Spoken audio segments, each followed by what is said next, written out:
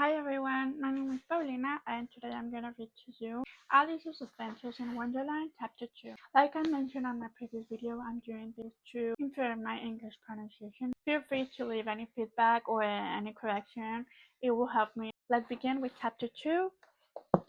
Curiouser and curiouser, cried Alice. She was so much surprised that for the moment she quite forgot how to speak good English. Now I'm opening out like the largest telescope that ever was. Goodbye, feet, for when she looked down at her feet, they seemed to be almost out of sight. They were getting so far off. Oh, my poor little feet. I wonder who will put you on your shoes and stockings for you now, dears. I'm sure I shan't be able. I shall be a great deal too far off to trouble myself about you. You must manage the best way you can, but I must be kind to them, thought Alice. Or perhaps they won't walk the way I want to go. Let me see. I'll give them a new pair of boots every Christmas. And she went on planning to herself how she would manage it.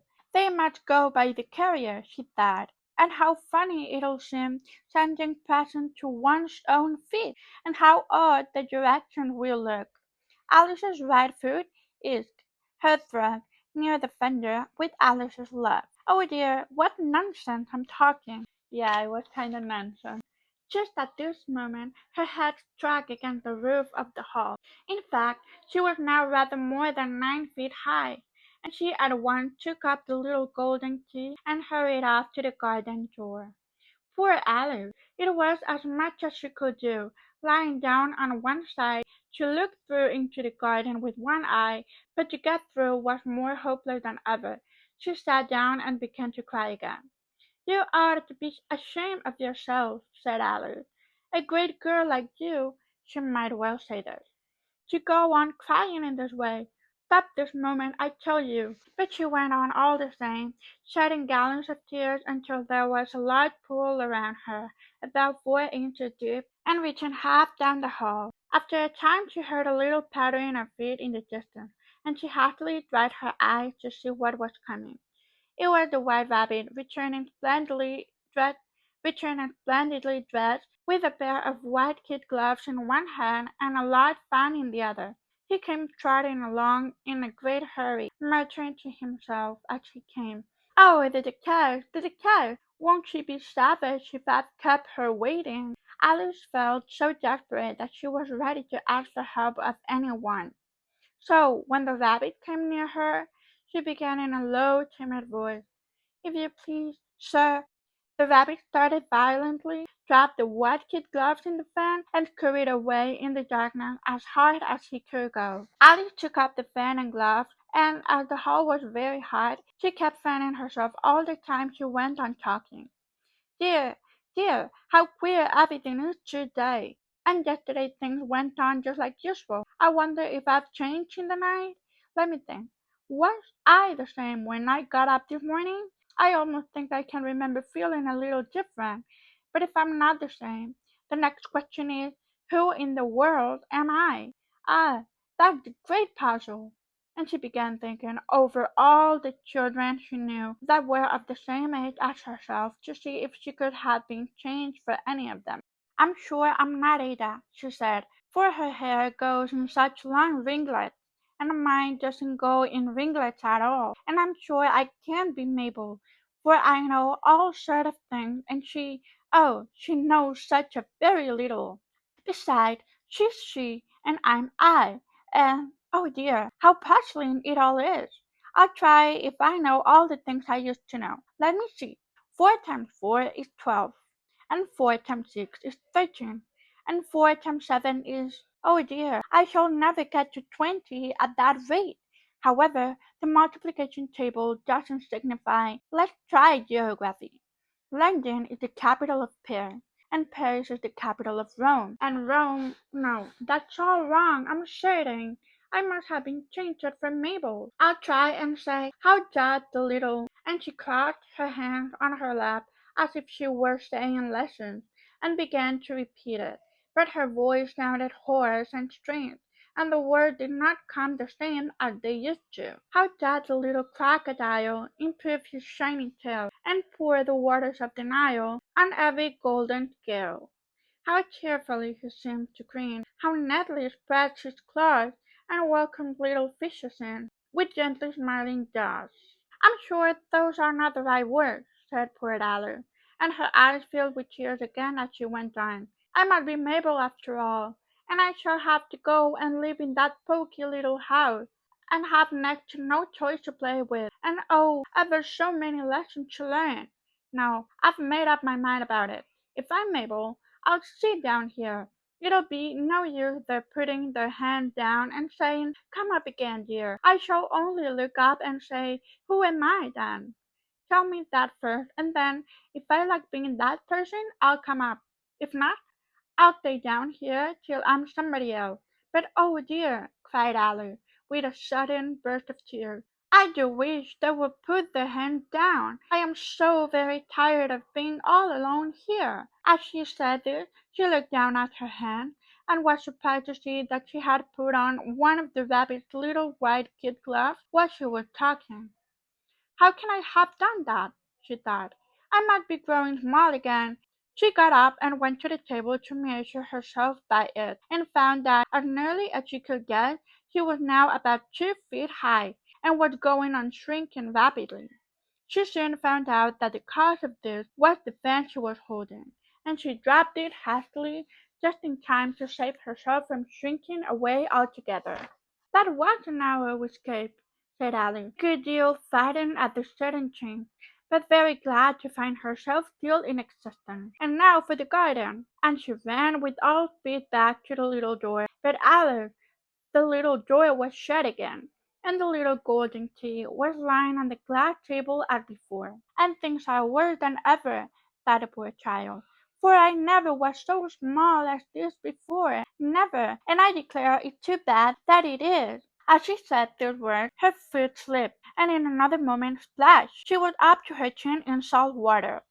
Her first idea was that she had somehow fallen into the sea, and in that case I can go back by railway, she said to herself. Alice had been to the seaside once in her life, and had come to the general conclusion that wherever you go to on the English coast, you find a number of bathing machines in the sea, some children digging in the sand with wooden spades, then a row of lodging houses, and behind them a railway station. However, she soon made out that she was in the pool of tears which she had wept when she was 9 feet high. "I wish I hadn't cried so much," said Alice, as she swam about, trying to find her way out. "I shall be punished for it now, I suppose, by being drowned in my own tears. That will be a queer thing, to be sure. However, everything is queer to-day." Just then she heard something splashing about in the pool a little way off, and she swam nearer to make out what it was. At first she thought it must be a walrus or a hippopotamus, but then she remembered how small she was now, and she soon made out that it was only a mouse that had slipped in like herself. "Would it be of any use now," thought Alice, "to speak to this mouse? Everything is so out of the way down here that I should think very likely it can talk. At any rate, there's no harm in trying." So she began, "Oh, Mouse, do you know the way out of this pool? I am very tired of swimming about here. Oh, Mouse!" Alice thought this must be the right way of speaking to a mouse. She had never done such a thing before, but she remembered having seen in her brother's Latin grammar, "A mouse, of a mouse, to a mouse, a mouse, oh, mouse." The mouse looked at her rather inquisitively, and seemed to her to wink with one of its little eyes, but it said nothing.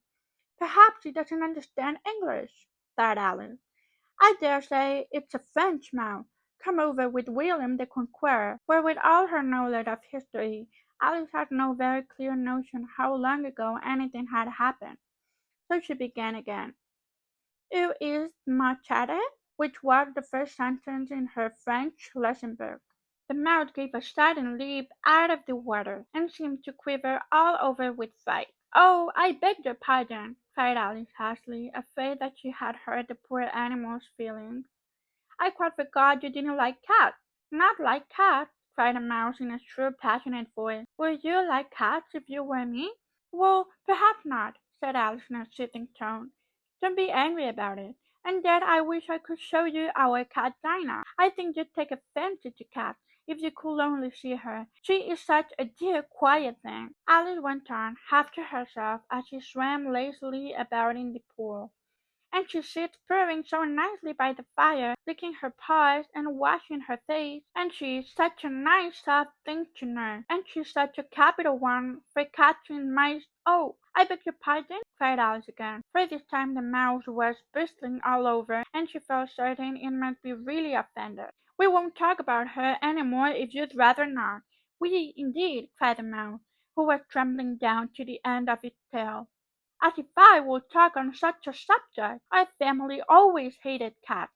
Nasty, low, vulgar things. Don't let me hear the name again." "I won't, indeed," said Alice, in a great hurry of changing the subject of conversation. "Are you fond of dogs?" The mouse did not answer, so Alice went on eagerly. "There is such a nice little dog near our house I should like to show you.